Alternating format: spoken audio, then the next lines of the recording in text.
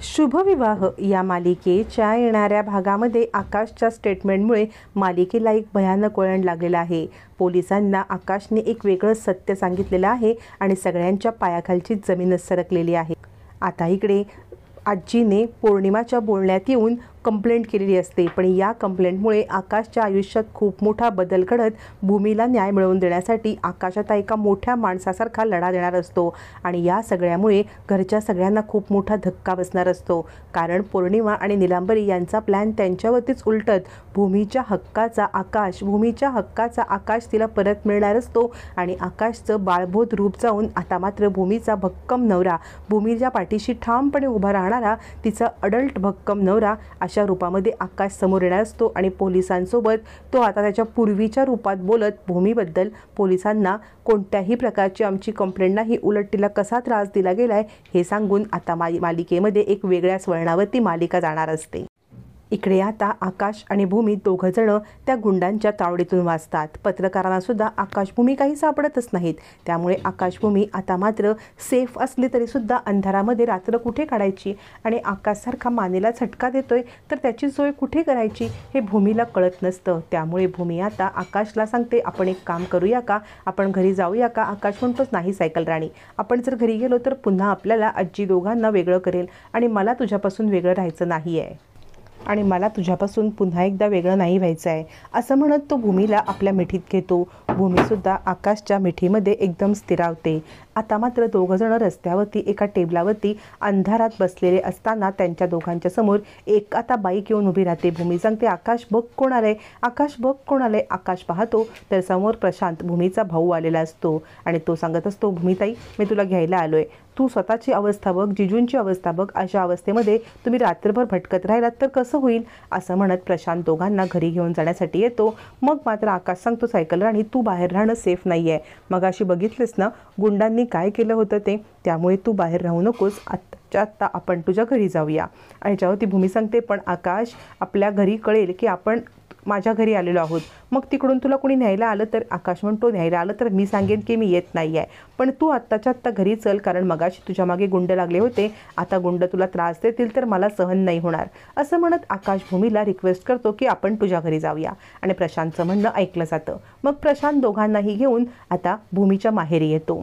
भूमीची इच्छा नसते, कारण आकाशला पुन्हा कुणी जर महाजनांच्या घरामध्ये नेलं तर आकाशची अवस्था अजून बिकट होईल, पण इथे आकाशला रात्रभर ठेवणं ते पण योग्य नाही हे भूमीला पटलेलं असतं। मग भूमी आकाशला घेऊन निघून जाते।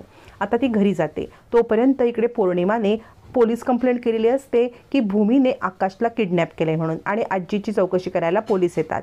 पोलीस म्हणतात, काय झालं, तुमच्या सुनेने कंप्लेंट केले की तुमच्या मोठ्या सुनेने तुमच्या मुलाला किडनॅप केलंय, हे खरं आहे? आजी म्हणते, किडनॅप केलंय की मला माहीत नाही, पण तो तिच्यासोबत आहे, ती कोणाचाही फोन उचलत नाही, आम्हाला सांगत नाही की तो कुठे आहे ते, त्यामुळे आमची कंप्लेंट तुम्ही रजिस्टर करून घ्या। पौर्णिमा म्हणते, याचाच अर्थ असा आहे की भूमीताईने आकाश जिजूंना किडनॅप केलंय आणि आम्हाला ब्लॅकमेल करते, म्हणजे आजींनी तिला ह्या घरात राहायला नाही सांगितलं होतं म्हणून तिने हे सगळं कारस्थान केलंय। याच्यावरती पोलीस विचारतात, मग तुम्ही त्यांना घराबाहेर काढण्याचा तुम्हाला अधिकार नाहीये, या घरच्या सून आहेत ना त्या।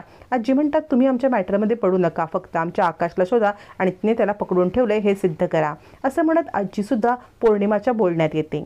इकडे आता मानसी ताबडतोब विचार करते की मला भूमिताईला फोन करून हे कळवायला पाहिजे।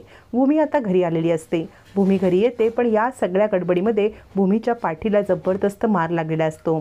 तिची पाठ पूर्ण सोललेली असते, रक्त येत असतं, हात दुखत असतात, पूर्ण अंग ठणकत असतं। मग आता भूमी एकदम अस्वस्थ बेचैन असताना मागून आकाश येतो। आकाश भूमीच्या पाठीला मलम लावून देतो आणि भूमीला मागून तो मिठी मारतो। मग मात्र भूमी आता पाहतच बसते, आकाशचं बालिश रूप जाऊन आकाश एकदम मोठा माणूस झालेला असतो हे भूमीच्या लक्षात येतं। भूमी हे पाहतच बसते, पण तेवढ्यात मात्र इकडे आता आजीने कांड केलेलं असतं। आजीने पोलीस कंप्लेंट करून भूमीला अडकवण्यास ठरवलं असतं, जे आकाश भूमीला काहीच माहीत नसतं।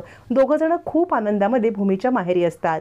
इकडे आता पौर्णिमा, रागिणी हे दोघं जण वाट पाहत असतात पोलिसांच्या, आता काय पोलीस निर्णय देणार त्याची। आजी सांगत असते, पौर्णिमा तूच म्हटलेस ना की भूमिताईने आकाश जिजूंना किडनॅप केलंय, तू सांग पोलिसांना। पोलिस आणि म्हणतात, आम्हाला समजलेलं आहे की तुमचा मुलगा आकाश हा त्याच्या सासूरवाडीला त्याच्या बायकोसोबत आहे आणि तुम्ही मिसिंग कंप्लेंट नोंदवताय।